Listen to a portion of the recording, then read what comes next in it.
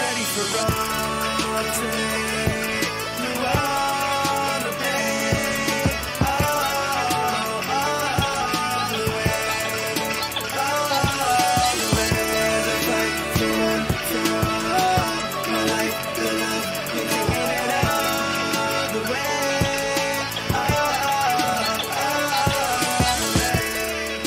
Welcome back, Sleeper Nation. We have a draft episode, a Dynasty startup draft episode for you guys. Of course, I am Nader, and I'm alongside the #1 Australian fantasy writer, Sheahan. Let me know how you are. How you doing, man? I love that you're embracing the #1 Australian fantasy writer. I feel like if I get enough people to say it, it's going to be true.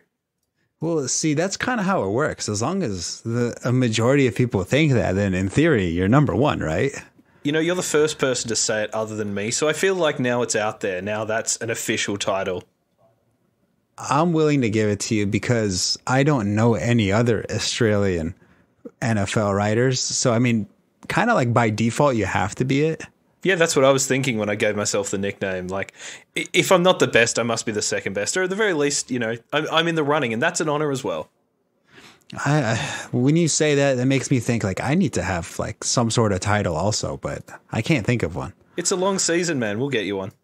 Okay. I mean, while we debate and think of that, of course, we have, like I said earlier, a Dynasty startup draft where the draft has already been done. So we're going to look at the board. We're going to say what we like, say what we don't like, and then, of course, analyze it from there. So when everybody is doing their own drafts, whether it's redraft, starter, Dynasty startup, they can kind of use this information, pick it apart, and then try to make the best team possible for themselves there. But, of course, we got some news.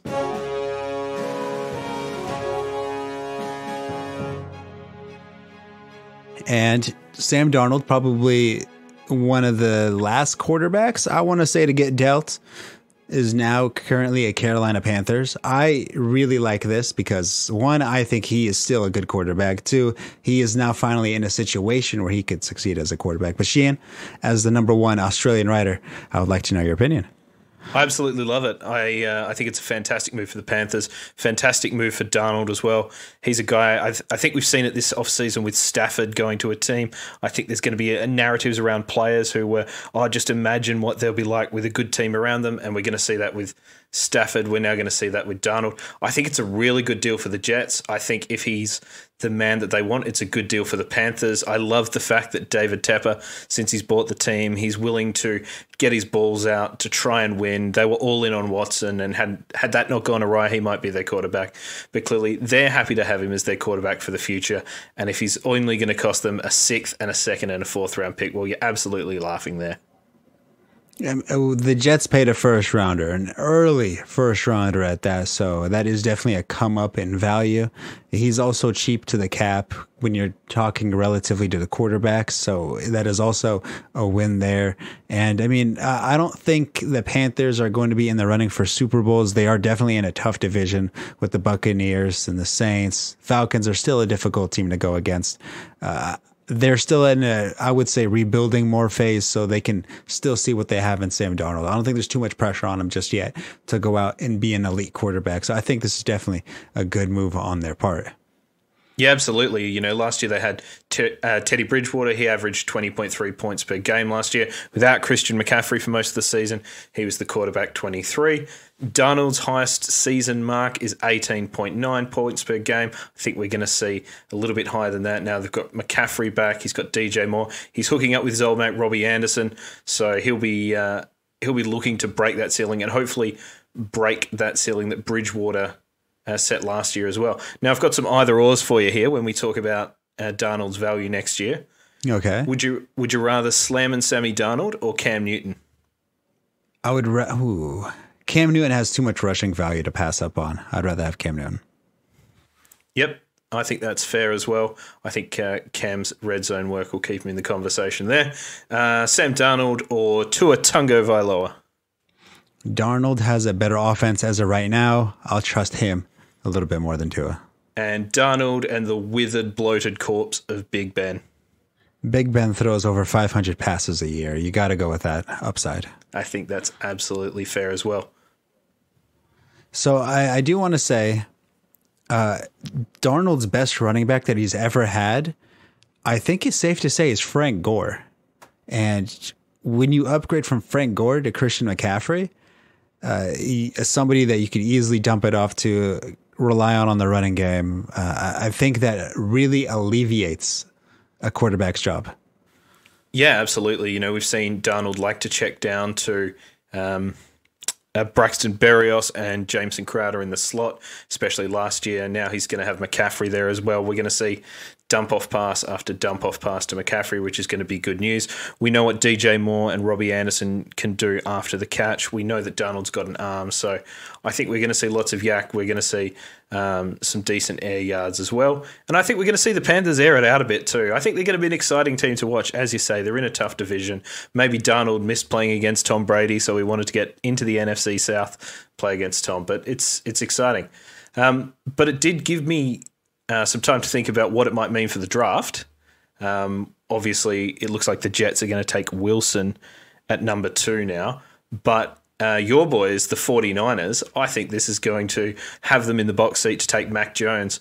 I had Mac Jones mocked to the Panthers at 8 quite a lot over the offseason. I thought they'd coach Jones at the Senior Bowl, and I thought if he'd maybe slip past them at 8, could have seen a slide, a bit like Bo Callahan in draft day.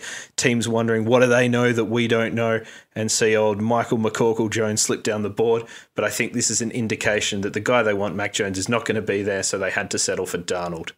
I don't necessarily think so. I think the Patriots, they also wanted. There was a long list of teams that are super interested in Mac Jones. I think the Niners are going to be taking Fields, considering the 2 times Steve Young was an all-pro quarterback is when a Shanahan was coaching him.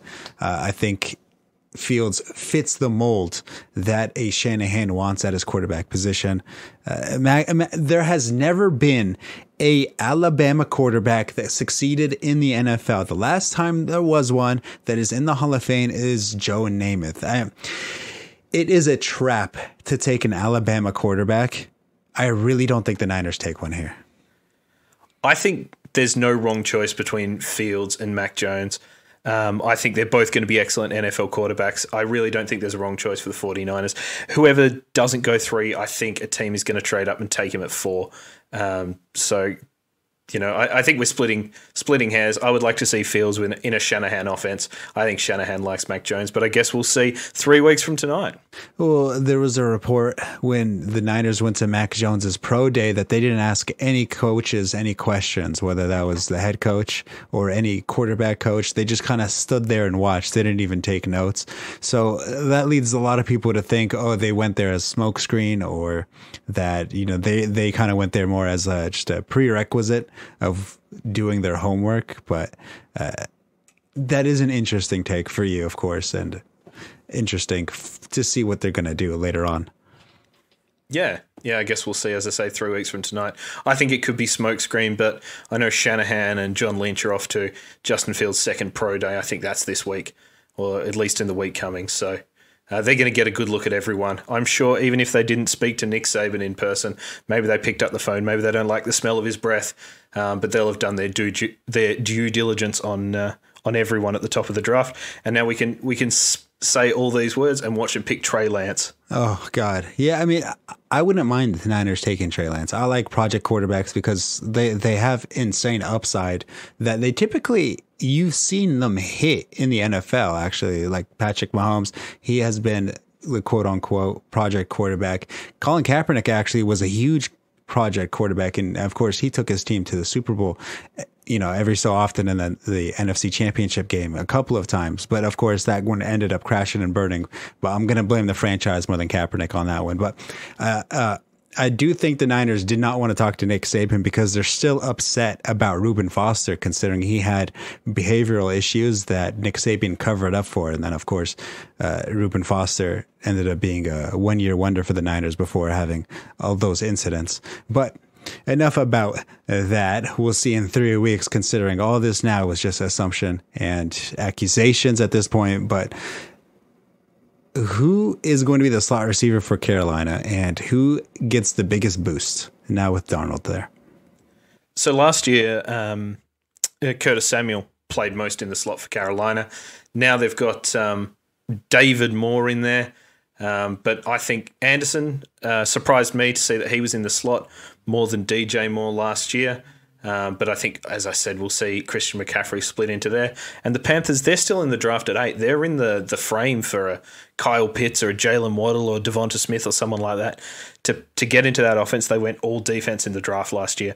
So you never know, they might bring in a weapon to play there, or we'll be haggling again at the end of the season over which was the right D Moore to pick in Carolina, with David Moore getting all those targets inside. Ouch. That is a good accusation, a good assumption. I like to see stuff like this being thrown out before draft, because that just gets the mind going on different scenarios, different situations, and you get to be creative. I think that's the most fun part about the draft board and draft scenarios. But all right, let's talk about the losers in this trade. And of course, Teddy Bridgewater is going to have to be one of them, because, well, he just kind of lost his starting role. I don't want to say he automatically lost it, but there's a good chance he lost it, right? Yeah, I don't think he played well enough to retain that position for an owner who has a win at all cost mentality. I don't think he did anything wrong necessarily, but I just don't think he's the fit for who they want. Yeah, I definitely don't blame you there. He's definitely won't win you a game, but won't lose you a game. But sometimes when you don't win the game, it's definitely your fault that you didn't win that game. It basically means you lost it. So any potential landing spots that you want to see Teddy Bridgewater go to, because the rumor was that there were multiple teams interested in Teddy Bridgewater. Yeah, the two that jump out to me are the Broncos and the Texans. Both of them have question marks hanging over their quarterback scenario. I've got them flagged as the Jets as a possibility as well, to back up, I assume, Zach Wilson at that number 2 pick, although they had Brian Hoyer visiting the team today, so they might go with a cheaper, older veteran rather than a potential day one starter who can make way for the hot new thing halfway through the season. I know Denver has quarterback issues, but I really don't think Teddy Bridgewater is an upgrade to anybody they had. I mean, do you really think this is an upgrade? No, absolutely not. I think Drew Lock needs help around him. I think he has the physical tools you want to see in a quarterback. Yes, he's not performed. Yes, he makes dumbass throws, but he's still only played a handful of games really at the level. He was another guy who was a project quarterback coming out. He's got that big arm.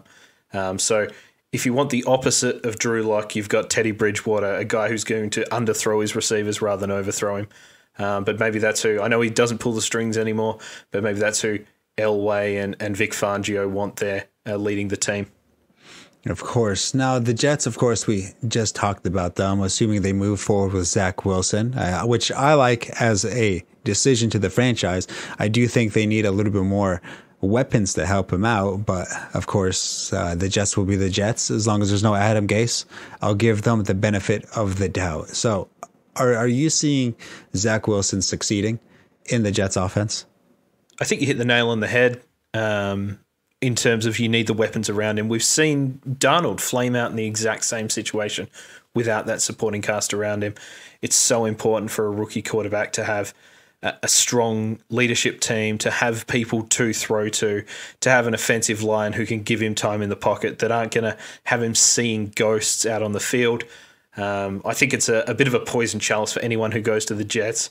We talked about Joe Namath, and really he's the last quarterback they've had of note who's been able to do anything, and every Jets quarterback has been living in his shadow since. I don't mind Wilson. I prefer Fields and Jones, but I see why people like Wilson.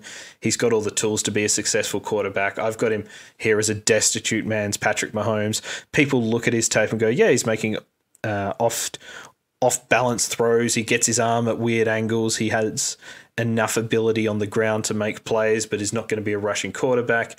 But he does still make those boneheaded throws, and the New York media isn't going to give him the same amount of slack if he comes in and in week 1 is throwing to Stephon Gilmore or any of the other cornerbacks in the AFC East. I mean, let's face it, the Jets are in a very tough division now. The Patriots, while they are a little bit lacking of a team, they have a strong secondary and a strong defensive-minded coach. I mean, Bill Belichick all last year, all he did was torment new quarterbacks, whether that was Kyler Murray or so on and so forth. So the Bills they have one of the best secondaries in the NFL, two of the best safeties, one of the best safeties, and of course, a Tre'Davious White, and then of course, not the Bills, but then the Dolphins. Sorry, who spent 2 first-round draft picks on defensive backs, and of course they paid Byron Jones a lot of money to be their lockdown corner. So you are not going in a pretty situation when you land and become a Jets quarterback. I don't want to say they're basically the new doo-doo Browns, but they're coming close. Yeah, I think it's going to be a tough situation. Whether Zach Wilson's the man to turn it around, I hope he is. I've got some close relatives who are Jets fans, but I will miss certainly hanging it on them if he does turn out. Using some spurious logic here, I have worked out that Wilson likes zeroing in on a receiver, so this might be good news for Corey Davis if he is that man that Wilson takes a shine to. But I think this could be a bit of a fantasy wasteland unless they draft a Najee Harris or similar to be their main running back to partner with Wilson early in the season. You reckon we're done on Jets chat here? Yes, I'm done with the Jets. I don't want to talk about them. All right. So the Bengals released Giovanni Bernard. I liked him, but he was never that back that the Bengals wanted him to be. I mean, Joe Mixon has definitely zeroed in on that job, and he has definitely been the better running back out of the duo. That being said, Gio, when the starting RB1 while Joe Mixon has been hurt, he's been phenomenal. If you think about it, he's always been a very fantasy productive running back. 771 scrimmage yards last year on 6 touchdowns as the backup running back. I think that's still pretty good. I don't necessarily see too many teams going out and trying to grab him, but I definitely think he's still a pretty good, productive running back. Yeah, absolutely. I think he's going to be a cheap, at least a third down option for teams who want to spell a bell cow running back. Mixon was effusive in his praise about Gio as a mentor, so maybe you see him partnered with a younger running back somewhere. Maybe you see him in this aging Texans backfield, who's to say? But I don't think we've seen the last of Gio Bernard. As you say, he's been productive as a starter. He's a guy that you pick up off the waves. You go, oh yeah, Gio Bernard, and you're not unhappy to see him on your team. It does look like that they're going to go with Samaje Perine as their handcuff to Mixon this year. They did just give him a 2-year contract. And now that they've released Gio, he looks to be the man. So it's a nice landing spot, or a nice, I guess, redemption story for Perine, who looked washed in the league almost as a rookie. Yeah, but we say he washed as a rookie, but the last time the Saints allowed a 100-yard rusher was, I believe, November 19th, 2017. So almost 4 years ago was the last time the Saints allowed a 100-yard rusher. The last one that had 100 yards rushing, you guessed it, Samaje Perine for 117 yards. So if he fizzled out as a rookie, he still has that one stat going for him right now. Well, unfortunately for Samaje, I'm pretty sure the Saints allowed 2 100-yard rushes in a game last year to the Eagles. Are you sure? Was it combined? Or as a team? Because last year the Niners had 100 yards rushing, but with 3 different running backs combined. You know, I say that, and now I'm doubting myself. So we're going to have to go to the Oracle, Pro Football Reference. Okay. Hey, live fact checks right here on the air, baby. Let's go. Let's see it. Just talk amongst yourselves, listeners. Okay. But speaking of fact checking, you know what? I'm just going to move on right here. Aaron Rodgers hosting Jeopardy. Come on. I think this is the perfect time to randomly bring out that statistic. I think he'd be a good Jeopardy host. I'd like to see someone like him consistently being on there. And he said that he wants to be consistently on there. So I'm definitely rooting for him to be consistently on there. But I want to know what kind of segments will he be on? I love that Rodgers is hosting Jeopardy. I love the fact they've brought in Jordan Love to watch him do a couple of episodes and maybe take over a few years in the future. It's an exciting time to be a game show host. And it's also an exciting time to be right about the Saints giving up 100-yard rushes with Jalen Hurts and Miles Sanders both topping triple figures against them last year. But I'll give you, it's a rare occurrence. So poor Samaje, he's taken the L, you've taken the L, but I won't dance on your grave here and say that Samaje Perine can clearly still play at the level And if Mixon is injured, he's battled injuries in the last couple of years, maybe he's a guy to look at there. Now, back to Jeopardy. Oh man, hold on. I need to go back. So I was almost 100% right. It was this Eagles last year that allowed. And to be fair, I remember Miles Sanders had I think like an 83-yard rushing touchdown that game. That does sound about right. Yeah. So in theory, that's an asterisk right there in that line right there. I don't know. I think I'm still 100% right. I'll give you that one. All right, but I think that still goes to being said. I mean, one, the Saints, very good rush defense. Two, Samaje, I think he has been hit with the unlucky stick a couple times. But, of course, he's going to be the handcuff to Joe Mixon while we ramble on. But, hey, go back to Jeopardy for me, please. Absolutely. So who would you in the NFL like to see host Jeopardy? I wouldn't mind Tom Brady. Yep. I wouldn't mind Gronkowski. Gronkowski would he'd be on my list. He'd have to learn to read first. But that'd be half the entertainment is watching him read at a 4th grade level. I think so. I don't think he'd really get the concept of answering with questions either. Oh, when you mentioned I think it'd be very much like the old SNL Celebrity Jeopardy. I think he would be more of a Wheel of Fortune type of guy. I think he could work out there. Or I could see his manic energy maybe on like The Price is Right. Price is Right could be a good one. That could be a good one. Yeah, I think so. That one, or maybe Deal or No Deal. I don't know if that show's still going on now. I'm not sure. I'm sure Howie Mandel needs the paycheck somehow. But given we're talking about Jeopardy, I have some Jeopardy questions for you. Oh, God. Okay. Do I have to answer in the form of a question too? You absolutely have to answer in a form of a question. I'll give you a choice. Right. This is true Jeopardy style. You have a choice between you can have the questions from the infamous Talkin' Football segment in which none of the nerd contestants got a right answer of any of the 5. Okay. Or you can have some NFL before and after questions that I've written where it's two people's names mushed together. Give me the first one. So you're saying Aaron Rodgers asked people these questions and they got it wrong. The great man, Alex Trebek, in the lead up to the Super Bowl a few years ago, Trebek was a big football fan. He often used to write the football questions himself, but they had a football segment. He asked these questions and no one buzzed in. There were just blank looks on the face of these absolute nerds wondering what the hell was going on in the sports ball. So here we are. We'll start here. So answer in the form of a question. Okay. Your choice, do or do not name this play in which the quarterback runs the ball and can choose to pitch it to another back. What is a lateral? Or a read option, technically? I could give you read option is what is an option play? Oh, okay. All right. Close enough. Question 2, Tom Landry perfected the shotgun formation with this team. Tom Landry perfected it. What is the Cowboys? Yep. Nice one. There we go. Question 3. By signaling for one of these, a returner can reel in a kick without fear of getting tackled. What is a fair catch? Yeah. Look, now you're on fire. You're doing infinitely better than these other people. You're a regular Ken Jennings. Thank you. Question 3. These penalties are simultaneous violations by the offense and defense that cancel each other out. What is offset penalties? Yeah, there we go.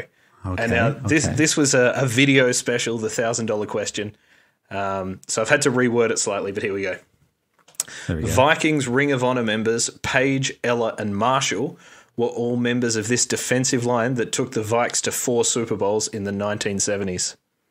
What is the Purple People Eaters? That's a fantastic bit of work from you there. Look at that. There we go. Thank you. 4 out of 5. To be fair, I don't think very many people would have gotten those questions. The fair catch one, okay, I feel like, as long as you had a basic understanding. The option one, that's kind of a little bit more of a new style thing. I wouldn't be surprised if somebody didn't get that. The Purple Tom People Landry? Eaters, I don't know. That one's actually a difficult one because didn't he coach for multiple teams? I think he coached, I think he only coached the Cowboys, but he coached them for a million years. And then Jera came in and fired him as basically the first thing he did after he bought the team. See, you'd have to have some football knowledge. But then again, if you're going on Jeopardy, you should have some football knowledge. for specific football. They know beforehand the topics, right? I have no idea. I think it's just the luck of the draw. I mean, maybe you hope you get the works of Emily Dickinson, or maybe you hope you get questions about the NFL. Okay, well, remind me to go on a Aaron Rodgers hosted podcast, because I'm sure he'll have something for me there. Yeah, in fact, speaking of, aren't you on Rodgers' segment with Pat McAfee next week? You can jump on and ask him then. There we go. I'll try to pencil that one in for you. Well, that's fantastic. We're going to clip this off. I'm going to send this into I don't know which network does Jeopardy. This is going to be my audition tape, so we'll see if I can take over from the great man.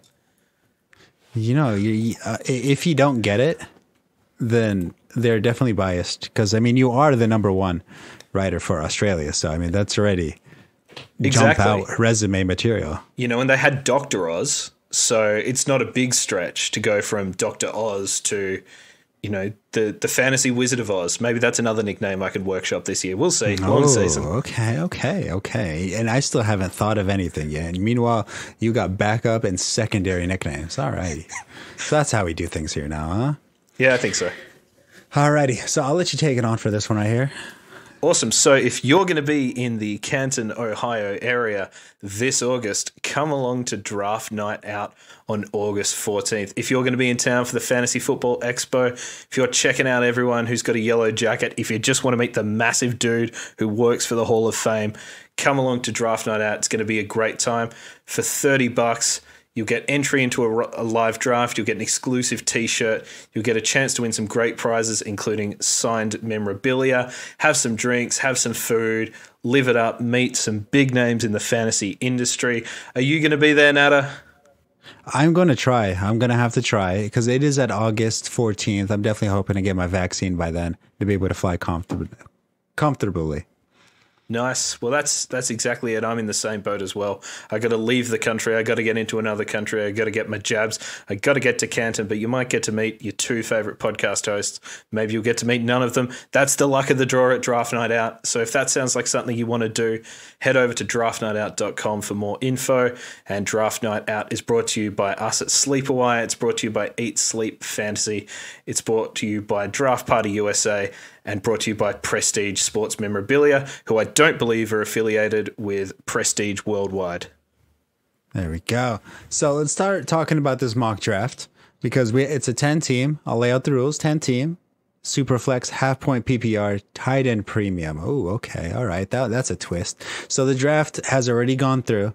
Everybody's got their teams. I'm looking at the draft board right now, and we're going to, of course, try to visually pop it out in your guys' head so you guys can get a good mental image on what's going on. And then, of course, after that, we'll analyze it. So, Sheahan, you're going to be the how do I say it? The Jeopardy host or the draft host, and you're gonna list all the player names, and then I'll try to commentate as much as possible. Awesome. I'll do my best, Roger Goodell, so try not to boo too loud. Do you want me to run through the first round and then you jump in, or do you just want to jump in on each player as we go? Or just the ones you like and don't like? Yeah, just the ones I like and don't like and I want to commentate on. So you should just go through the whole first round. Yep. And then after that, we'll start picking it apart. Absolutely. Let's do it. Right. As we said, it's a Superflex draft. It's Dynasty. It's half-point PPR, and it's tight end premium. So with pick 101 from the Kansas City Chiefs, we have quarterback Patrick Mahomes. 102, running back Christian McCaffrey. 103, quarterback Josh Allen. 104, quarterback Kyler Murray. 105, running back Jonathan Taylor. 106, running back Saquon Barkley. 107, quarterback Justin Herbert. 108, Lamar Jackson, quarterback. 109, Dak Prescott. And quarterback 110, Deshaun Watson. Okay, so Patrick Mahomes 1-1. That's not a surprise. Yep. What I am surprised is by 1-4 Kyler Murray. But then, of course, that doesn't surprise me because his avatar is a Cardinals logo. So, of course, he's going to probably go with his homer there. One, I don't like that pick. You're in a quarterback that has been unproven. Tough division, of course, hugely tough division. I mean, when the Seahawks are probably the worst defense in that division, and they're still a good defense, you're definitely gonna have a rough time playing those teams 8 times a year. I don't like that. I think I'd rather go with I'd rather take Justin Herbert over Kyler Murray. I'd rather take Lamar Jackson over Kyler Murray. I'd probably rather have Dak Prescott than Kyler Murray. Then those are just people taken in the first round. I do want to say I strongly dislike the Jonathan Taylor at 1.5. Oh, it's horrible. That's disgusting. That hurts my face to look at it. I don't know why you would take that in such a crowded backfield, a quarterbackless, unproven quarterback room, and lack of wide receivers to make it so they have to stretch the field, making it that they can't stuff the box. I don't like that pick. The Colts reek of a team that does not give a stuff about your fantasy team. Like, I think Frank Reich is from that Belichick school. So he's gonna give Marlon Mack snaps. He's gonna give Naheem Hines snaps. Taylor is not that rolled gold elite workhorse running back that you really want to kick off your dynasty draft, to build your team around. And in fact, I am a massive proponent of building around wide receivers rather than running backs. That said, this is not the first time I've seen Taylor go. It's the second running back off the board in dynasty drafts. So there's clearly a bit of hype there. But I think he's a guy we just need to not pour water all over, but let's just temper our expectations before we crown him as the next great 3-down back in the NFL. Yeah, I'm going to have to agree there. There's only one player on the Colts that I really want to put my draft stack on, and that's going to be the kicker, Blankenship. Look, phenomenal glasses, just looking like an OG on that field. He is the one kicker, him and Justin Tucker, that I want to go out of my way and grabbing. But they're the only Colts that I want on my roster. I love that. I think Blankenship, when he got drafted, just went back to playing Lego with his girlfriend. That guy's a baller. He knows what he's about. If he's not playing the Lego Star Wars edition on his Xbox 360, then he's not doing it right. Yeah, absolutely. I will pull you up slightly, and we'll get to this guy a little bit later. I'm interested in having Michael Pittman on my team. I think he's everything you want from a wide receiver 1, and now partnered with Carson Wentz. I think that's going to be a good situation for him, but he's not going to come up for, spoilers, at least another 7 rounds. Oof. Okay, well, when we get there, we'll cross that bridge. I also want to say I dislike Saquon Barkley, who's taken at 1.6. He's never played a 16-game season. Reeks in pass protection. Can't be a 3-down back if you can't protect the passer. And let's face it, he's extremely injury prone. Going back to my first point, I would much rather take a quarterback, especially in a super flex. Saquon has never been a league winner. And if you are taking a player in the first round, he better be a league winner. Saquon's not that. I've struggled to find my RB2 in Dynasty at the moment. There's too many clouds over those guys that are probably that level below Christian McCaffrey, which goes to show that you can probably wait instead of that classic logic of drafting early. But that being said, if you want to draft to win a title in your first year, go ahead and do it. You can have all the draft picks in the world, but what you can't do is draft yourself a title. So if you're going out to win one, playing redraft in Dynasty, then go ahead, as far as I'm concerned. Mm-hmm. Now, Justin Herbert, I like that pick. Young, showed a lot of talent. I don't know if I'd take him over Lamar Jackson or Dak Prescott, but at that point, I think we're picking straws, picking hairs. But I do want to ask, when was this draft taken? I think the draft wrapped last week. I think it kicked off about 2 weeks ago. 2 weeks ago and finished last week. I do want to question the Deshaun Watson at 110. Yeah, he we is knew hanging a lot. We knew at that time. Yeah, at that time, we knew that there was a lot of accusers coming out. There was a lot of accusations. It was not looking too good. And then you pick Deshaun Watson at 110. Ooh, hey, I mean, sometimes you got to put your money where your mouth is and say, hey, I believe that he's fine and innocent, and it's all just one of those conspiracy theories to ruin his reputation. But man, that's a lot of faith in it. Absolutely. One thing I do want to pull out of here, which our listeners won't get to see, is there was a trade in the first round where the guy who picked Kyler Murray at 4 traded up to pick Dak Prescott at pick 9. I like that double tap at QB. I like getting 2 elite QBs early in Superflex. So to have the balls to go out, to give up some assets, to get another I guess, perceived elite quarterback in the first round. Got to hand it to that guy, even if he wasted his first pick on Kyler Murray.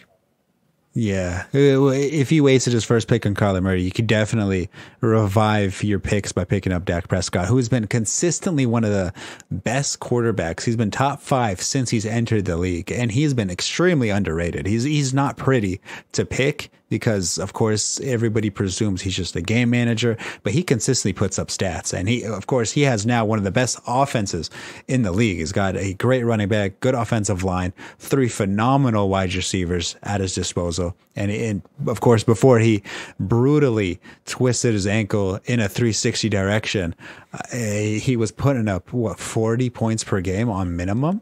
It was ridiculous. I was gloating from picking Dak Prescott in a few leagues and very much had to eat humble pie after that injury. But I'm excited. I'm excited to own him in Dynasty. I'm excited to pick him in redraft. I do want to commend the 1-3 take in Josh Allen. I think that is a good one. They just help themselves. They just do good things to improve the roster. I like the Bills a lot. I like Josh Allen a lot. I agree. I love Josh Allen. He might be my favorite player to watch in the NFL at the moment. He's definitely up there. So now give me round 2. Round 2. So we start with 2-1 is Dalvin Cook. 2-2, Joe Burrow. 2-3, the golden boy, Trevor Lawrence. 2-4, A.J. Brown comes off the board as our first wide receiver. 2-5 is Russell Wilson. 2-6, Justin Jefferson. 2-7, Devontae Adams. 2-8, Tyreek Hill. 2-9, Baker Mayfield. And 2-10, the train, Derrick Henry. Wow. Okay, hold on. There's a lot to digest over here. Okay, so Dalvin Cook at 2-1. Great pick. I think that is a good pick for that spot. I think he should be gone before Jonathan Taylor, and I think he should be gone before Saquon Barkley. I just want to put that out there. While he does get injured a lot, he's still in a great run-first offense, still good quarterback, good wide receivers around him. They're not going to stack the box, and he's a consistent big play potential. Whenever he ggets that rock, your butthole puckers a little bit because he could just take it to the house at any moment. I don't know if you want to agree with me or disagree with me on this one. Totally agree with everything you said there. He's a phenomenal player. I think people are always put off by the injuries, but for whatever reason, they're prepared to hand wave him with Barkley, but not with Cook. I guess he's a little bit older, which is not sexy in Dynasty, but I'd be happy building my team around Dalvin Cook. Saquon has been injured so many times, you have to question whether his body is acting like its current age or not also. But of course, we'll see this year with Saquon coming back with his ACL injury. I mean, he might not be the same. He might not be Adrian Peterson, who could just come back and just be absolutely dominant. Or he could be Jimmy Garoppolo, where he's kind of scared in the pocket, afraid to kind of step up or run around a little bit and then regress. Yep. Yeah, I agree. So 2-3, Trevor Lawrence. That one is surprising. The fact you would take Trevor Lawrence over Russell Wilson, Baker Mayfield, Aaron Rodgers is a little bit older, but still, Aaron Rodgers is going to play for a handful more years. I would still rather have Aaron Rodgers. I don't know. That's a tough cookie to sell me that you would rather have Trevor Lawrence on the Jaguars than any other quarterback.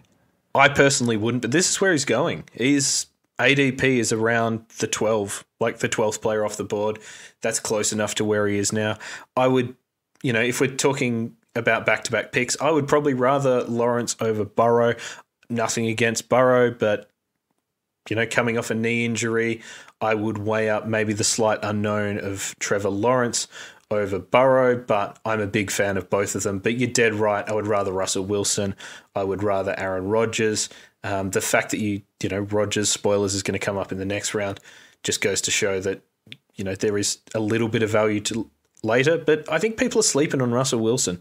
For whatever reason, he's just not a sexy pick. And maybe it's the sheen, or in fact, the reverse sheen of Pete Carroll and his offense there that's caused him to slip. But I think he's the first-round quarterback that Andy Boy here has picked up at the 2-5, and I think that's a very good pick.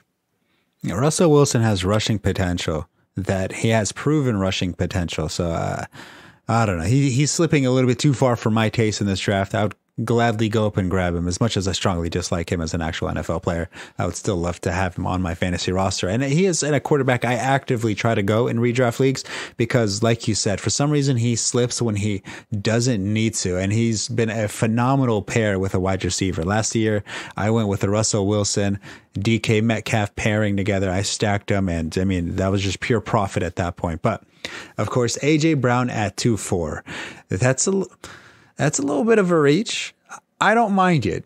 I think it's a good pick because, I mean, A.J. Brown was immensely productive, but a lot of things I want to say went his way. He had a couple of games where he was putting up about 3 fantasy points in a full point PPR league, and then he would just break a 70-yard touchdown and then, of course, salvage his fantasy day. I mean, while he did do those and he did it on a consistent basis, it's hard to hang your hat on that. But I mean, he plays injured, which I think is one of the biggest things a fantasy owner likes to see, as much as we don't like seeing injuries. But if you play injured and still produce, then it's kind of something that you kind of lean towards when you're iffy between a couple of players.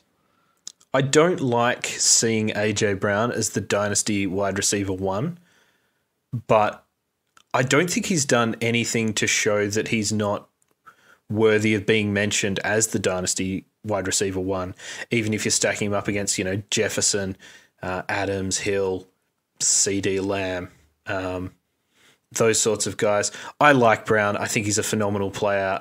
He's been my first receiver off the board in a Dynasty draft already this offseason. I'm happy to run with him as my lead wide receiver there. I think it's an interesting pick here, but he is going to get a ton of volume this year, but he's also going to get a ton of attention. Yeah, I mean, with volume comes attention. That's where it becomes a little bit of a power balance between wide receivers. So Justin Jefferson at 2-6, also a little bit, I don't want to say it's questionable because he was just very productive at the mid to end of the year. Of course, coming as a second year, you're going to have phenomenal wide receiver 1 production for at least another 5 to 7 years. So it's hard to disagree with that. Devontae Adams comes after that. You can't really disagree with that too much either. And then Tyreek Hill follows as third. They're all very good, solid picks. At that point, you're kind of nitpicking. I would trust Tyreek Hill the most because he has the best quarterback out of all 3 of them. And Tyreek Hill just offers immense playmaking potential. But I think after that, it just becomes personal preference. I love Hill. I think he is probably my Dynasty wide receiver 1. In that is some built-in biases where he's been on most of my teams, my successful teams, and he performs well. He has those big games that save you late on a Sunday. He goes off for 200 yards. He's flashing the fingers. Yes, he's a bit of a divisive figure, but as you say, he can take any ball to the house.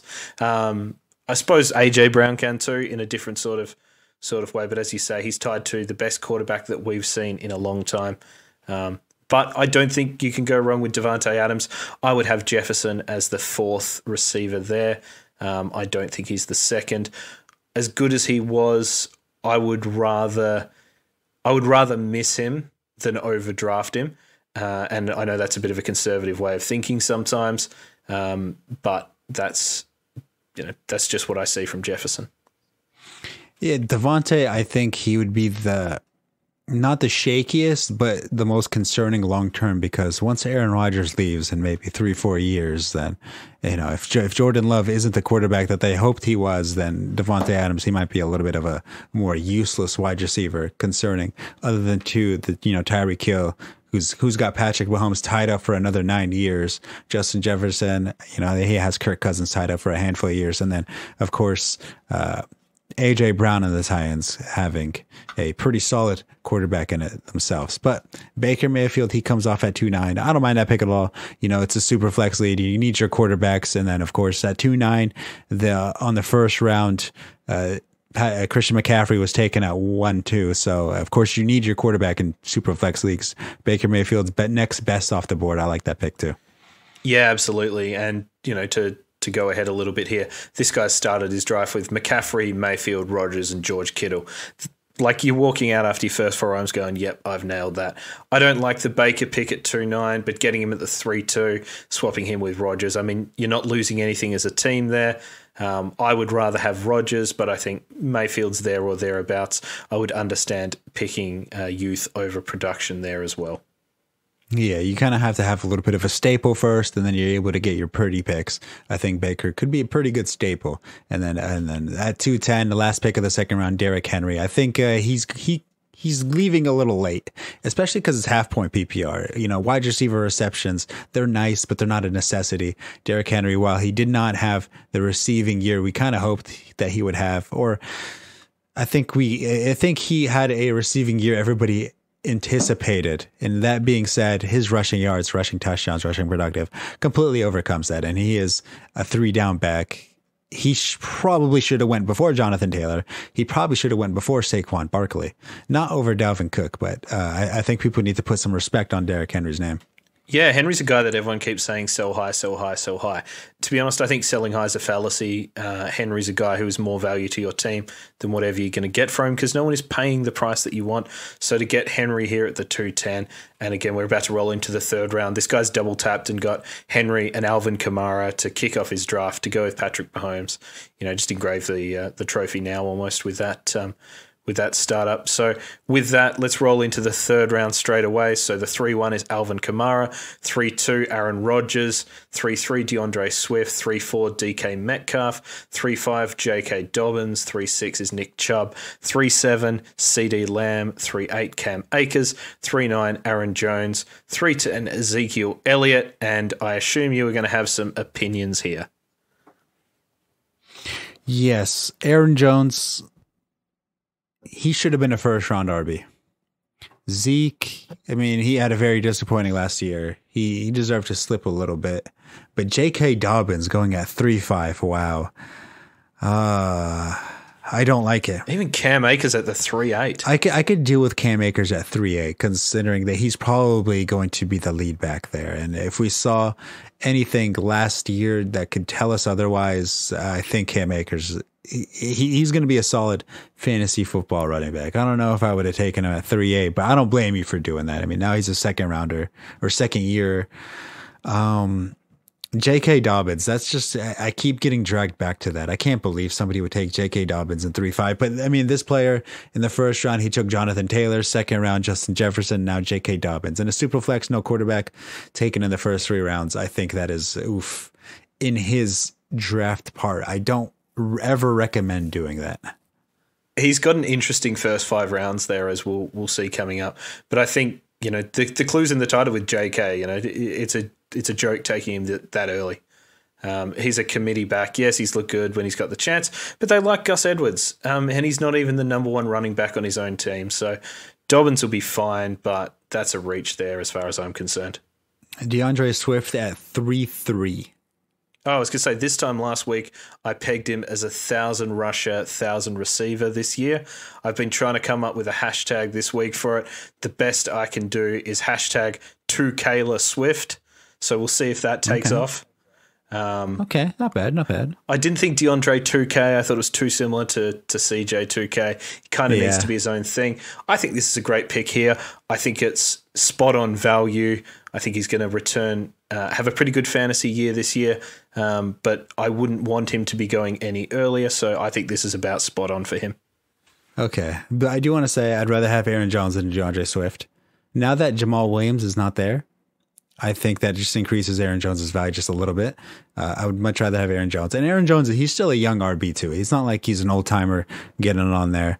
I'd rather have Aaron Jones over Zeke, Cam Akers, J.K. Dobbins, of course, DeAndre Swift. I think Alvin Kamara at 3.1 is a little bit of a steal in my opinion. Aaron Rodgers, steal in my opinion. DK Metcalf, phenomenal choice. I think that is a great value pick there. Nick Chubb at 3.6, I believe that is. I think that's a great, phenomenal pick there. Yes, he's in a committee, but Nick Chubb, he's just a beast in himself. He's going to get his points. CD Lamb at 3.7. I don't mind it. I don't hate it. I don't like it. It's just there. I don't blame you, but I don't like it. Yeah, I think CD Lamb, talent-wise, is there, but with so many mouths to feed in Dallas, as good as Prescott is, you know, there's going to be weeks where CD gets ignored or he gets his targets but not his catches. I don't think he showed anything other than that he's going to be an exceptional NFL player. But I think once Amari Cooper moves on, he is going to be a rolled gold fantasy superstar. So I think this is almost a pick for the future. So I don't mind it so much, but I agree that maybe, you go for Aaron Jones there and partner him with those players that you have already in AJ Brown and Justin Herbert. Yeah, but I that's assuming somebody like Amari Cooper moves on. He's still not too far off from his contract. I mean, he signed it just last year, so he still has a couple of years left on his contract. I think taking a future pick in the third round is a mistake. You have to have staples because you're paying to compete. I mean, chances are you're paying like, $50 to $100 buy-in fee every year. You don't want to put money in assuming, you're going to get your reward back next year or 2 years from now. You're trying to compete now too. Yeah, absolutely. Yeah. So, other than that's going to be the third round. I think it's pretty straightforward other than J.K. Dobbins to me and CeeDee Lamb. All right, let's hear the fourth. So the 4-1, DeAndre Hopkins. 4-2, Michael Thomas. 4-3, Stephon Diggs. 4-4, Antonio Gibson. 4-5, Joe Mixon. 4-6, Jalen Hurts. 4-7, Calvin Ridley. And then we've got our first tight ends, the 4-8 and the 4-9, Travis Kelce and George Kittle. And Tua Tagovailoa, I got to say it twice this episode, at the 4-10. And you did it flawlessly. So DeAndre Hopkins, good pick. Michael Thomas, good pick. Stephon Diggs, 4-3. That's a phenomenal pick. For some reason, Stephon Diggs always slips my mind.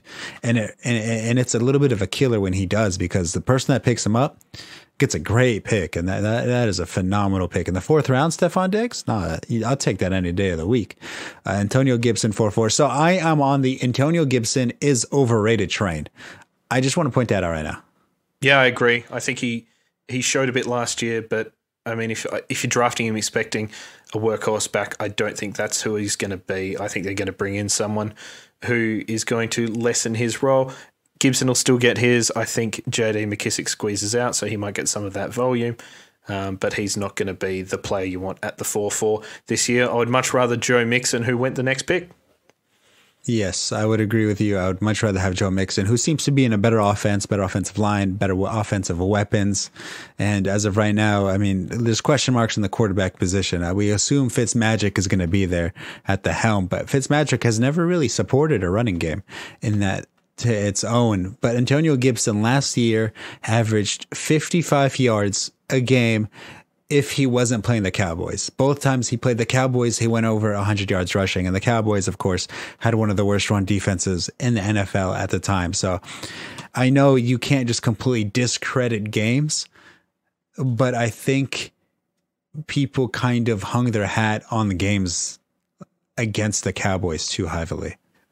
Well, he played well in prime time. And for the people who aren't as plugged in as you, dear listener, they're going to remember those games that were on Thanksgiving, the games against the Cowboys, the games in primetime where Gibson did go off. So in your redraft leagues, your home leagues, he might go a little bit early. In fact, he might go around this mark as well. But I think this being a dynasty startup, this might be, again, like the guy's pick in the previous round, CeeDee Lamb, a bit of a pick for the future, but I don't love it. Yes, I'm going to have to agree with you there. Now, the person who took Jonathan Taylor, Justin Jefferson, J.K. Dobbins, he went around and took Jalen Hurts in his fourth round. But actually, if you think about it, that's not bad. Yeah, I think Jalen Hurts is a really good option here. I certainly like him more than Tua, who is the next quarterback off the board. He's got that nice rushing upside. If we cast our minds back to earlier this episode, he did get 100 yards against the Saints.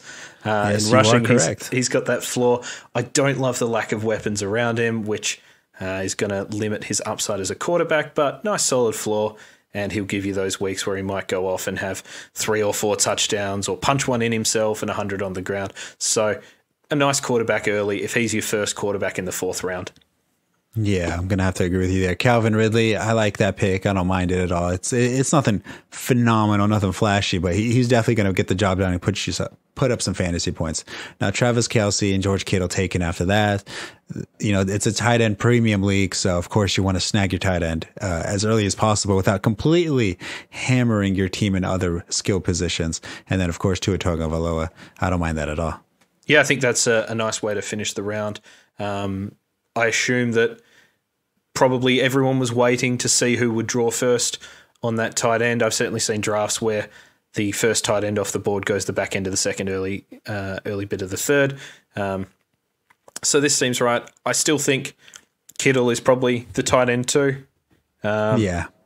And we'll see Waller come up in the next round. But before we move on to the next round, I just want to shout out to one of the guys here who has started his draft, traded out of the first round, as we talked about. He started his draft, Russell Wilson, Devontae Adams, Aaron Jones, Michael Thomas, Joe Mixon, and Calvin Ridley within the first 4 rounds. That is how you build a championship in year one. Mm-hmm. So you're saying Kyler Murray, Dak Prescott. Sorry, hold on. Repeat that one. So he traded out of the first round.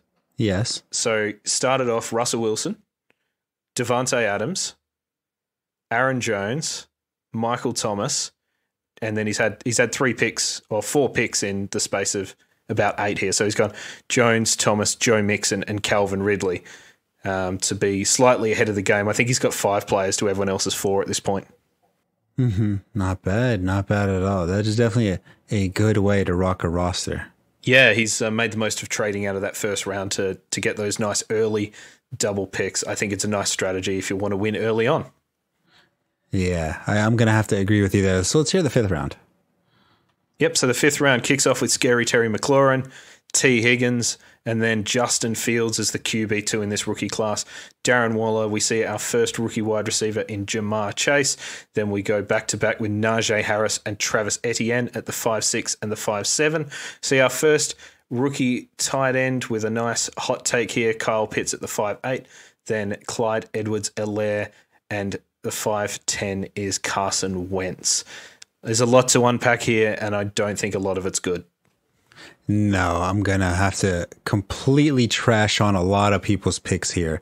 I am going to say this first. I strongly disagree drafting rookies in a dynasty startup because you don't know what you're going to get. And so early, it could really hamper your team in the long run if they do not pan out. I mean, Justin Fields, assuming he goes to the Niners, he's going to be a backup to Jimmy Garoppolo. And now if he does that, then his picks for quarterback is just Josh Allen. And say, Justin Fields doesn't start or doesn't start for a couple of years, doesn't start for 3 years, assuming Jimmy Garoppolo plays at a, role saving, level, then Justin Fields isn't necessarily going to see the fields. And, in the 5th round, there's just so much to pay for somebody who's not going to have any type of fantasy impact. I just don't like that at all. It's a real risk. And to use this example here, he started off with Josh Allen, nice start. He's gone Fields in the 5th. Like if you're reaching for a quarterback there, like get a known quantity, and fair enough that none of the guys on the table are probably that quality of the 5-3. But then he doesn't pick another quarterback until the 22nd round where he goes Taysom Hill, Sam Ellinger in the 29th. He might not even make a roster. And then Alex Smith, who's probably going to retire in the 32nd. So I don't like that at all. But not my team. I would like to play against him, though. I totally agree in terms of drafting these rookie quarterbacks early. And in fact, with that as a deviation, what's your preferred method for dealing with rookies in a dynasty startup, either before the NFL draft or after the NFL draft? I'll let somebody else deal with it. I'll take the known studs. I'll let somebody else deal with it. If he stumbles on gold, good for him. He made the risk. But chances are he doesn't. I mean, look at last year's wide receivers that people have taken that didn't pan out. I mean, such as the Eagles, his name's completely eluding me Jalen now. Reagor. Jalen Reagor, yeah, he didn't pan out. A lot of people were reaching for him because of situation. I mean, he was the only real wide receiver that they had, so people were reaching for him in dynasty startups, assuming that he would have immediate impact. He didn't have immediate impact, so it definitely hampered everybody's team. People would take Cam Akers early while he was a running back and a running back for the Rams. He didn't have any production till later on in the year, and by then you either had another answer for it or your team struggled and you were out of the playoff contention way long before he had any impact. I just don't like it at all. I think you let somebody else deal with it and you pick yourself a team that can compete right away. Yeah. Yeah, dead on. To be honest, you need to be able to mitigate if you're doing it. My question was intended to mean, do you like to have rookies in the pool or not? But we'll move on. I think it's a fair point, well made. Okay, there we go. So Darren Waller at 5'4", I think he's one of the best tight ends you could take. George Kittle, I think he's a good one, but George Kittle, surprisingly, is a little bit injury prone. Darren Waller, I would rather have Darren Waller than George Kittle. I'm a little bit more confident in Derek Carr's ability to get Darren Waller the ball than Garoppolo's ability to get George Kittle's the ball. Not as in like a knock on quarterback play or, me hyping up a quarterback. I think scheme wise, I like Darren Waller a little bit more. Jamar Chase at 5'5". Again, I strongly disagree taking wide receiver. We don't even know what team he's on for him to take a wide receiver at that point. Najee Harris comes after that. Same as that. Travis Etienne. Sorry, did I say his name right? Yeah, Etienne. Well, Etienne, I think he hits it hard. I think it's like an ETN. But we're a bit close to France over here. There we go. So 5'7", he's taken. Kyle Pitts also taken fifth. It's difficult. It's a tight end premium league. I know if Kyle Pitts hits, then it'll help. But in a tight end premium league, you need to make sure your tight end's actually good. Yeah, absolutely. In fact, just cycling back to that Travis Etienne pick, and we talked about one of the guys who's having a good start to the draft. Let's have a look at this guy, team best start to the draft. He's gone nice. Justin Herbert, good pick. AJ Brown, we were happy with that. But then he's gone CD Lamb, Antonio Gibson, Travis Etienne. And then in the next round, consecutive picks, Zach Wilson and Trey Lance. No, you can't tank in a startup. I don't know what people are thinking sometimes, which I think this is good. We don't want analysts doing drafts because obviously everything makes sense at that point. There's logic to it. This is the average Joe's draft, and we get to see that. We get to nitpick people's logic a little bit, but sometimes people just don't have logic. And this is one of those moments where I question a lot of people's decision making, and I would like to hear what they were thinking at that point, because Trey Lance is not starting anytime soon. Zach Wilson, he might be starting sometime soon, but I would still rather not have him on my roster. Yeah, it's just unattractive.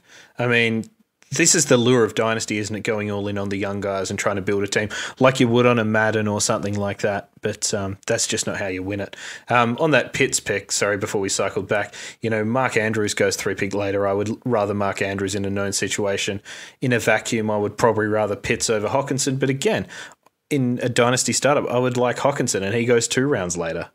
Yeah, I was just about to say Hockenson would be the guy I would pick over both of them. Considering he was able to rack some yards, catches, and touchdowns last year, I think he would have been a phenomenal tight end to have other than Pitts. I do want to mention Clyde Edwards-Helaire going at 5'9". I think that is a little bit of a sneaky steal right there. I think I know Clyde Edwards was a little bit disappointing last year, but I definitely do think a startable running back in the 5th round leading to the 6th round is a very good pick. I do also want to say that we were talking about team best in his picks on how he started strong and ended relatively weak. As of right now, he can't fill up his running back slots. Yeah, that's very disappointing, isn't it? I do like Clyde Edwards-Helaire. I agree that he's a value there in our Sleeper Riders startup. I think I took him in the 3rd round. I'm not a massive fan of Edwards-Helaire. I think the hype was overblown last year, and we saw even in week 1 where he couldn't get in the end zone from 5 yards out, his limitations. But another year in the offense, hopefully a non-COVID compromised year, and we should have a nice low-end RB1. And at the 5'9", that's pretty good value. Exactly. Let's hear the 6th round. This one seems promising. I like this round. So the 6th round, we start with tight end Mark Andrews, running back Miles Sanders. DJ Moore is the 6'3". Then we talked about our man team bests. He went 6'4" and 6'5" on Trey Lance and Zach Wilson. 6'6", Chris Godwin. 6'7", Austin Eckler. The 6'8", James Robinson. The 6'9", Josh Jacobs, and the 6'10", Brandon Ayuk. And all of those picks they're going after make those picks at the 6'4" and the 6'5" look worse than they are.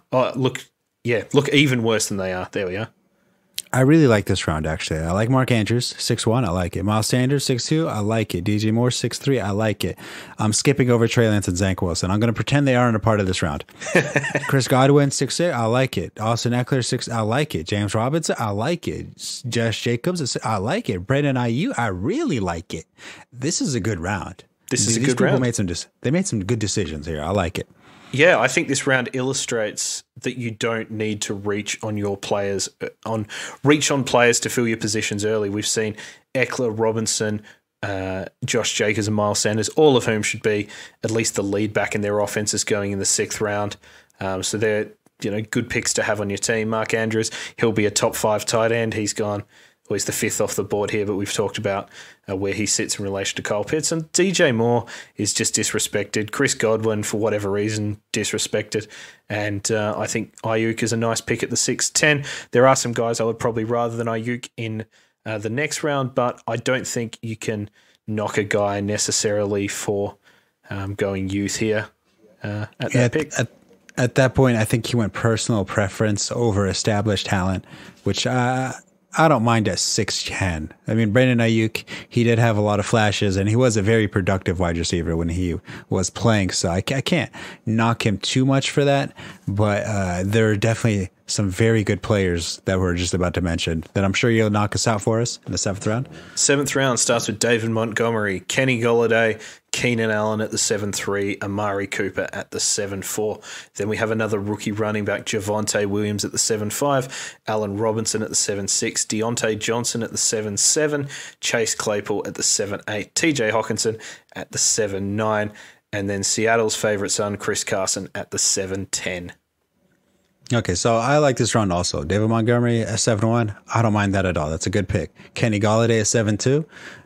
His value did drop a little bit, moving teams, moving quarterbacks, but I mean, Kenny Golladay, he doesn't need separation because he doesn't get separation. He just goes up and gets the ball. I like it. Keenan Allen, this one's disrespect right here why he drops this far. He's been nothing but productive his whole NFL career. He needs to be higher on this list. I really like that pick at Amari Cooper, 7-4. Can't complain there. That's exactly where he should be. Javonte Williams, I don't even know what team he's going to go on. I don't know his proven talent. I don't like it at all. Allen Robinson at 6'6", also straight disrespect to him. Deontay Johnson, that's probably where he should be. I think he should drop a little bit. Chase Claypool goes right after that. I'm going to agree. I'd rather have Chase Claypool than Deontay Johnson.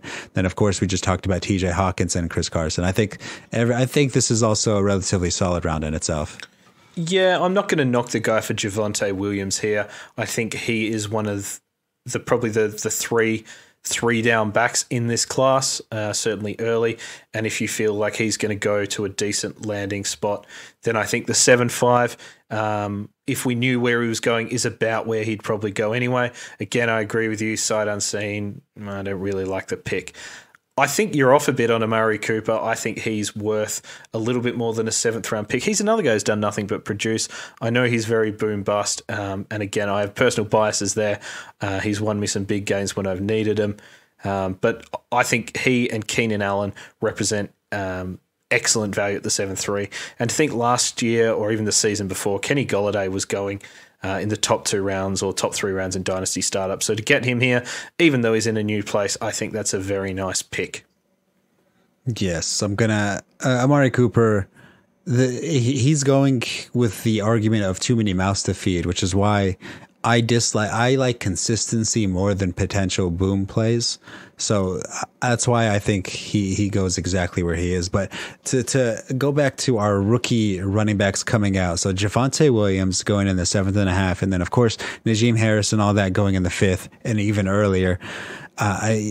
The reason why I'm really knocking picking up rookies in a startup is because what NFL team, if you could think of on the top of your head, needs a running back and is going to take one and put them in their starting role right away? The Falcons, the Jets, and the Dolphins. I don't think any one of them takes a starting role. I mean, the Falcons, they just paid Mike Davis, so I think Mike Davis is going to have that role until he does something stupid or until he does something to really lose his role. The Jets, okay, I could see that. But I mean, that's still a bottom tier team. I don't think you're going to get any production from a running back there from the near future. And then you had, which other one was the last one? Miami. I know they've got Gaskin and Salvin Ahmed there. But they were the three that jumped out as potentially openings. I don't disagree with you necessarily on the Falcons and Mike Davis, but they are the three. I think out of all of them, I think Harris walks in as a day one 3-down starter. I don't love Javonte Williams. He's got people who just worship the ground he walks on. I think he's fine. I don't think he's that much better than Michael Carter, who is going much later. Mm-hmm. Now, I do want to also say people running backs that are still on the board that I would rather have over Javonte Williams, Ronald Jones, Melvin Gordon, Chase Edmonds. You know what? Give me Kenyon Drake over him. That one might be a little bit controversial. Yep. Raheem Mostert, give me Raheem Mostert all day. He's going to be one of the sneaky picks that are going to win people leagues. AJ Dillon, no, I don't want AJ. I don't want Javonte Williams or AJ Dillon. I think just because of the risk factor and what we know AJ Dillon's going to be, and that's basically a handcuff, I might take Javonte Williams over that, but I'm not going to do that in the 7th round. No way. I would go out on a limb and say I would rather Matt Breida this season than Javonte Williams. Oh, okay. It's not saying that Williams is better or worse than Breida, but I think in terms of pure fantasy returns, that we know that Breida is in potentially an advantageous situation in Buffalo, and Javonte Williams might end up as the 3rd running back in line in New England. For argument's sake, I will take Matt Breida. And I don't think he was even drafted. Ooh. I do want to say, I mean, this is a dynasty league. You're definitely planning 3-4 years into the future also while still worrying about the now. But I mean, when you're paying a buy-in fee and you're doing a redraft at the moment, you definitely want to put yourself in a position to win some money. You know? Absolutely. That's why I think when people are thinking so far into the future on draft day, I think that's a little bit of a mistake. Yep, you win year one, and that gives you a bit of play to stuff around once you're playing with house money. Yeah, exactly. I mean, let's say if you're paying $50 of a buy-in in a 10-team leagues, you win 500. You can go another, what is that, seven years without winning, and you're still in the money. So I think you should always go for the victory right away to try to secure yourself some play winning. You know. Agreed. So the 8th round kicks off with Mike Evans, Cortland Sutton, Kareem Hunt, another rookie, and Rashad Bateman. He's the wide receiver 2 here of the rookies. Then Michael McCorkle-Jones, Mac Jones at the 8-5, Jerry Jeudy at the 8-6, another rookie Devonta Smith at the 8-7, Cooper Kupp at the 8-8, Laviska Shenault at the 8-9, and my man Michael Pittman at the 8-10. Okay, so I like Michael Pittman. I like it at 8-10. That's value. They don't have too much competition at the wide receiver position. He's going to get his. Laviska Shenault at 8-9. I hate it with a burning passion. I hate it. I think that's just a stupid pick. Sorry. Is that too harsh? I agree. 9 picks later, you could have DJ Chark, who is their wide receiver 1. Oh, yeah. I don't. All right. Okay. You know what? I don't know. I can't wrap my head around that one. Let's have a look at that previous round there where we had Deontay Johnson and Chase Claypool. Would you rather Mike Evans over both of those guys? I would much rather Mike Evans over both of those guys. Would you be rather correct. Cortland Sutton over both of those guys? Ooh, you know, I might want Chase Claypool. Actually, no, because once Ben Roethlisberger is gone, then Chase Claypool and Deontay Johnson's value is going to be on a limb. Give me Cortland Sutton. Yep, I agree there. I really like Sutton. I think he's going to be a great value this year. I assume we don't need to ask you about Rashad Bateman, so I won't bother with that. We've got the Pontiac Bandit, Jerry Jeudy. I would probably rather him over Johnson, but maybe Claypool, just with the question marks at quarterback. Yeah, I'm going to have to agree with you there. I really like Cooper Kupp at 8-8. I think that's just, oh my God, that's phenomenal value. That's just printing fantasy points. Yeah, with pairing with Matthew Stafford. You know, we haven't seen Robert Woods come up yet. He's 2 rounds later. And that's a guy, you know, Stafford is a quality NFL quarterback. Cooper Kupp and Robert Woods are quality NFL receivers with one of the better offensive minds in the league. I would rather both of those guys over Deontay Johnson, as much as I like Deontay Johnson. And I'd probably rather both over Rashad Bateman, who I think might be the second best receiver in this class. Yeah, I'm going to have to add my signature of approval there. But Kareem Hunt at 8-3, great value pick. Kareem Hunt, he's while being a backup running back, he's still putting up very solid fantasy points. He owns the second half. He owns the second quarter and the third quarter for Cleveland, or at least that has been the tendencies as of last year. And he's just a beast. And he deserves to be 8-3 pick, and that's value. Yep, I agree. Now, no, go ahead, man. Okay, fine. Mac Jones at 8-5. Okay, so I've been disrespecting picking early picks or early QBs or early rookies this early, but I could go with Mac Jones at 8-5, assuming he goes to the Niners. But I don't think he will. But assuming he goes to the Niners, say you knew he goes to the Niners, I wouldn't mind taking this pick here. I would still rather Tannehill and Stafford, who are in the next round. I would probably rather Mac Jones, that is, than the other Jones brother, Daniel Jones, who goes the next round. So we're not too far off that value here. But I will say for this guy, Mac Jones is his second quarterback there. And to have him as my second quarterback, I'm not loving that, particularly when this first is Joe Burrow coming off a knee injury. We'll roll into the ninth round here, where we've got at the 9-1 Jalen Waddle, another rookie. We've got the 9-2 Juju Smith-Schuster. See another tight end off the board, Noah Fant at the 9-3. Julio Jones, who I think is incredible value at the 9-4.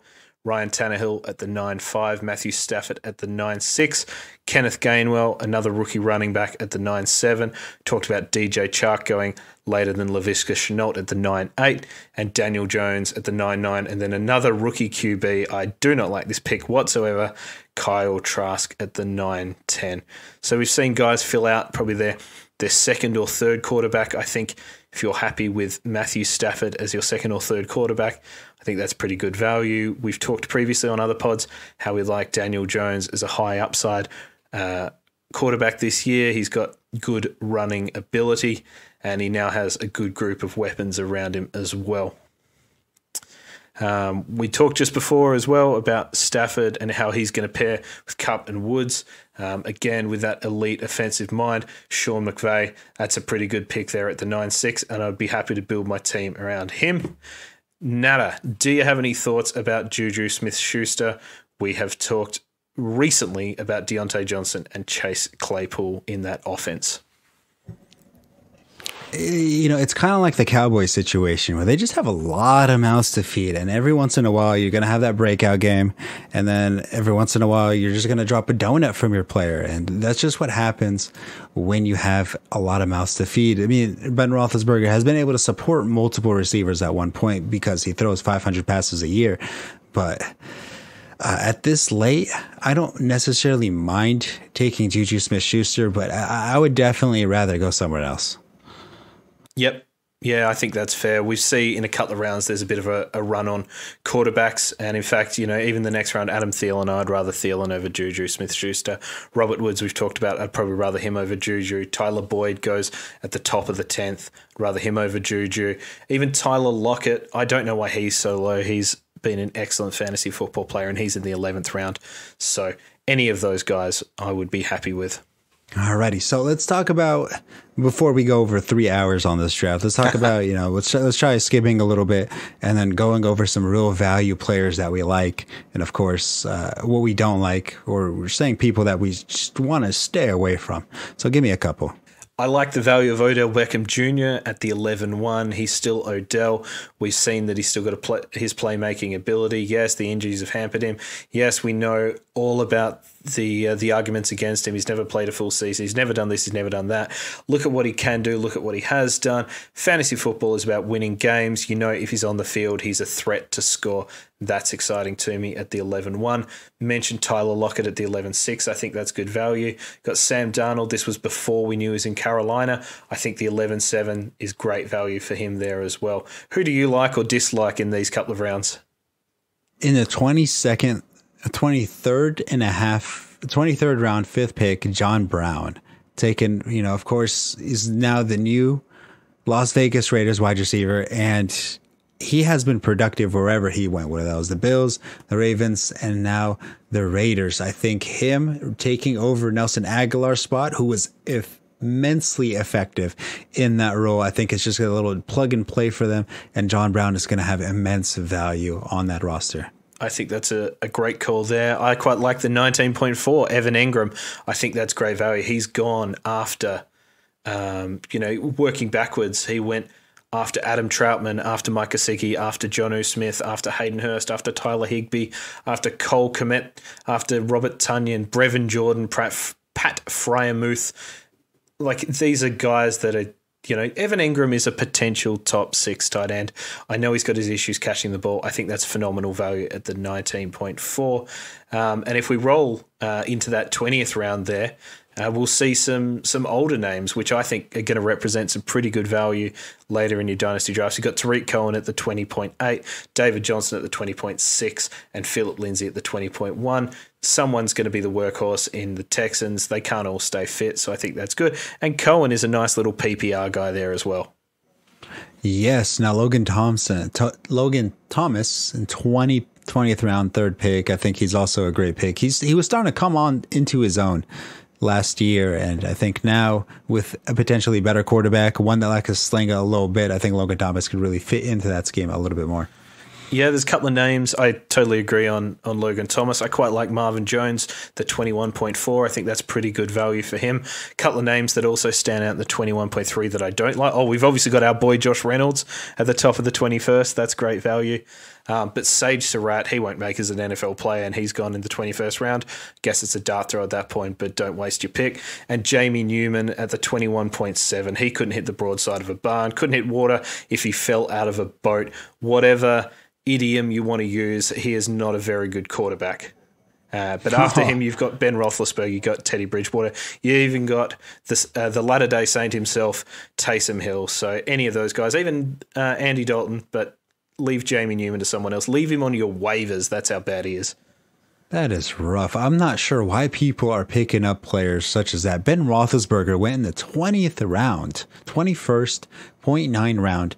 That's where Ben Roethlisberger is in a tight end, in a super flex league. I'm not sure why. I'm just not sure why. I think he should have been gone a whole long time ago. I also want to talk about Traquan Smith, who went in the 27th round. The Saints have a new gunslinger at quarterback, whichever quarterback it's going to be. It's going to be a little bit of a gunslinger. Traquan Smith is a perfect down the field threat. I want him on my roster. If it takes a 27th rounder to get that, I will take him in the 26th. Yep. No, I think that's a great call. Also in that, in the round. Oh, no, also in that round, we've got our man, the Ferk, Anthony Ferkser. He should be the tight end 1 for Tennessee this year. I think he's going to be a nice streamer in your redraft leagues and obviously worth a bit more. And we've got Gronk going in the 26th as well, which is a good pick for a Hall of Famer, even though he's getting on a little bit there. There was someone else here. I've just lost him. It's certainly not N'Keal Harry in the 25th. That's disgusting. That hurt my eyes to see. It's okay, though. Everyone makes mistakes. That's true. Kiki Qute in the back end of the 26th. I think someone's got to catch the ball. Brandon Cook's the most disrespected man in fantasy football. He was in the double figure rounds as well, but Qute has nice upside, particularly. You've got Shai Smith or Marlon Williams or Daz Newsome going ahead of him. I'd rather Kiki Qute over them any day of the week. And Gerald Everett, another tight end you might want late in your drafts, another guy who you might want to think about streaming at the 26.5. He's gone to Seattle and they have got his name escapes me, but he was working with the Rams. And now I think he's gone to Seattle as their offensive coordinator. So they've rejoined up there, not remarried. But I think that's going to be a productive spot for Gerald Everett. Is there anyone else at the back end of this draft we want to talk about? Is there a Olamide Zacchaeus take you have or a Jerick McKinnon? Oh, Jerick McKinnon currently, I don't think he's on a roster as of right now. He was a free agent. I don't think any team has signed him. I don't expect the Niners to sign him again. And he's even said that I don't think he wants to sign with the Niners. I see Carlos Hyde with Jacksonville in the 33rd round. I do not mind that at all. JaMychal Hasty, another Niners undrafted rookie they took last year. He was taken in the 32nd round. This one's a fun one. I like it. I like John Ross. 31st round. Of course, he's now a Giants, a speedy receiver. I like to see speedy receivers taken. Maybe I'm just another Raiders owner in the making, but a speedy receiver, John Ross on the Giants, I like to see it. Yeah, I think he's going to be a great value for DFS teams, for best ball teams. I can't quit John Ross. He's on so many of my teams, and now I'm picking him up off waivers. I clearly have a problem, but I like him on the Giants. I hope he can succeed, and he's got that high-end talent. He just needs to put it together. In that next round, we see Kendrick Bourne at the 32.3. Julian Edelman's not going to go around again, and for all of Cam's faults, I think Kendrick Bourne will get it done in the slot. And when you are essentially throwing darts at guys that might not make the roster, we know Kendrick Bourne is going to be on there with, whatever you think of Josh McDaniels. He's certainly produced productive slot receivers in his offense in the past. We've talked about Ty Johnson in previous episodes at the 33.9. I like that pick. And I think that's close to it in terms of the picks we like, the guys we want to talk about. Tim Patrick in the 30th, that's not bad. That's not bad at all. Of course, I think after the 25th one, you're kind of reaching for potential players that are just stashing, players that, they're kind of droppable for anybody else that happens to pop up. But of course, I think we should start wrapping this up. This was definitely a little bit more of the lengthy episode, but it's definitely important to go over draft time because it is draft time and we don't want people making the horrible mistakes of taking who is it?